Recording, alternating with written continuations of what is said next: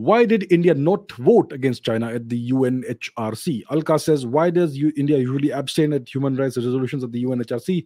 China, Russia, Sri Lanka, Venezuela, etc. Significant one was abstention at the debate and so on at in Xinjiang, China. Yeah, that thing and all that.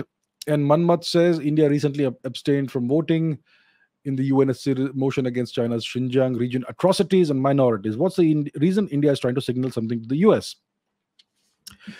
Okay, so when it comes to any geopolitical action, which is like voting on some matter or something on in the UN or not, you don't vote based on principles. You speak, when you make statements, you talk about principles.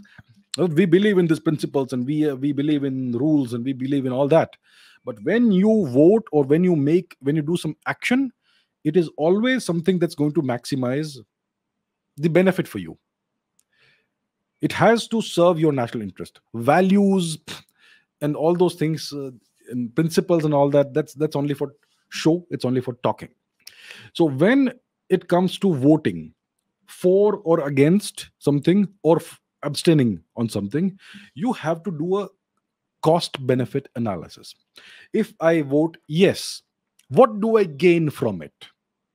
And what do I lose if I do this? If I vote no, what do I gain and what do I lose? And if I abstain, what do I gain and what do I lose? Right? So that's what the Indian government does. In the past, it may not have done this, but this government certainly does that. Everything is based only on serving the national interest. And that's what it is. So the Indian government would have done a cost benefit analysis of all three scenarios: voting for, voting against, and abstaining. And it clearly decided that abstaining is the best course of action for India. Now, we may not understand why, because we don't have all the data that the Indian government has. The Indian government has access to secret information, to classified information. They have, I expect they would have war gamed various scenarios for the future. We just discussed whether India, Russia, China, Iran can come together in the future for whatever purpose, for a temporary alliance or arrangement of convenience. Now, that's what it is. We also have to consider the relative strengths of the two nations: economic strength, military strength, and all that. There's a whole range of factors and data that go into making a decision.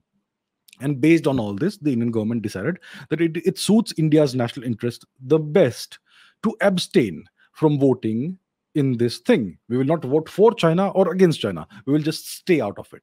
Right? This is not non-alignment. This is pro-India. This is being aligned towards your own national interest. Now, we may not understand why they've done it, and we are not supposed to understand why they've done it.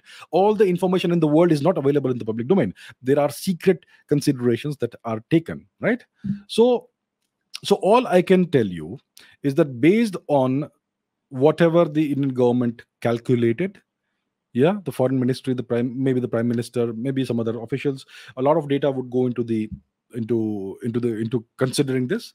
So based on all that, based on the cost benefit analysis, it was decided that it serves India's national interest the most to simply stay out of this matter, right?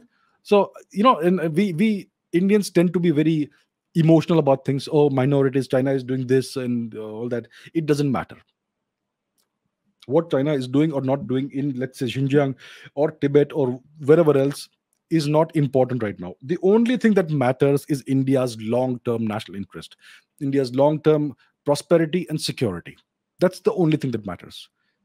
So based on that, based on those selfish considerations, we have to make our decisions, right? And let's say we vote against China. It feels good that, we showed China their place in the world. But think of what the second order, third order, 12th order effects of that could be. You have to look at it from a 10-year perspective, right? So I am not sure what went into making this decision, what factors, what data points, what considerations went into it. But I trust this Indian government. I trust the foreign ministry. I trust the external affairs minister, the prime minister, and whatever they've done must be for India's national interest. So based on such considerations, they would have made this decision.